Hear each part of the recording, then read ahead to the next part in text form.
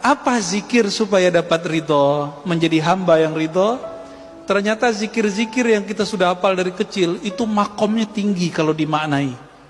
Tapi kalau nggak dimaknai ya sama kayak burung beo. Burung beo baca la ilaha illallah dapat pahala nggak? Handphone kita baca Quran 1 juz masuk surga nggak, Pak? Enggak ya? Diputar tuh di YouTube la ilaha illallah 70.000 kali. Muter, Pak, dia 70.000 kali. Apakah dengan begitu YouTube masuk surga? Kan enggak. Terus apa yang membedakan bacaan kita dengan handphone dengan burung beo? Hanya satu. Burung beo membaca meniru. Sedangkan manusia, apakah dia baca meniru atau baca dengan ma'rifat? Dengan memahami dengan baik. Apa yang sering dibaca? Raditu billahi rabba wa bil islami dina wa bi Muhammadin nabiyya. Sudah hafalkan itu? Itu ada di Sahih Bukhari, Pak, Sunan Abu Daud. Aku ridha Allah sebagai Rabbku. Amalan dari kecil, ternyata itu supaya kita sampai ke makom yang tinggi. Dibaca ini pagi 3 kali, dibaca sore 3 kali, dimaknai. Ya Allah, apapun kehendakmu hari ini, aku ridha. Coba dimaknai, Pak. Raditu billahi rabba. Coba baca sama-sama. Saya langsung ijazahkan ini ya. Raditu billahi rabba. Ya Allah, apapun kehendakmu hari ini, aku ridha. Udah itu ditanamkan. Islam dinku, agamaku, Nabi Muhammad nabiku. Nah, ini boleh disebut syahadat jiwa. Jadi jiwa kita syahadatnya itu, Pak. Kalau asyhadu alla ilaha illallah itu syahadat lisan. Allah itu syahadat kolbu. Makanya ahli kolbu itu zikirnya apa? Allah di kolbunya, bukan pakai lisan itu.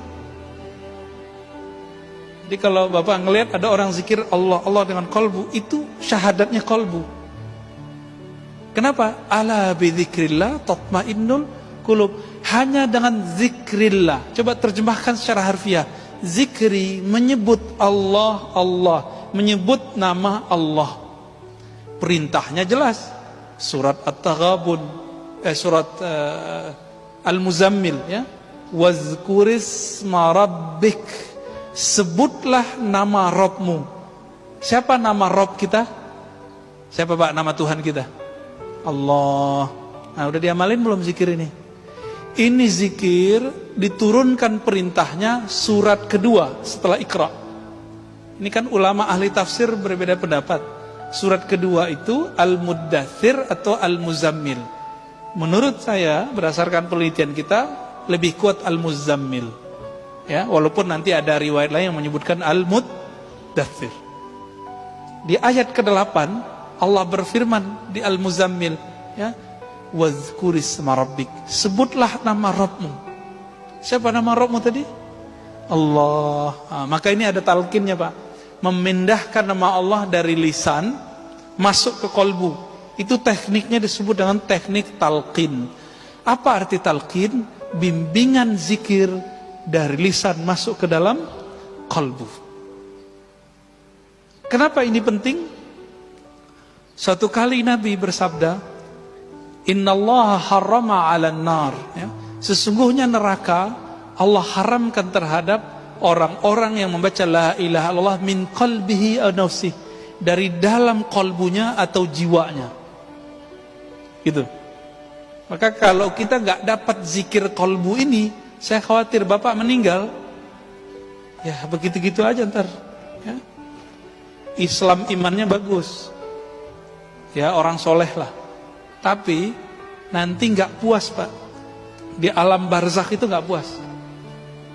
Jadi jangan dikira nanti Bapak di alam barzakh itu langsung tidur, enggak.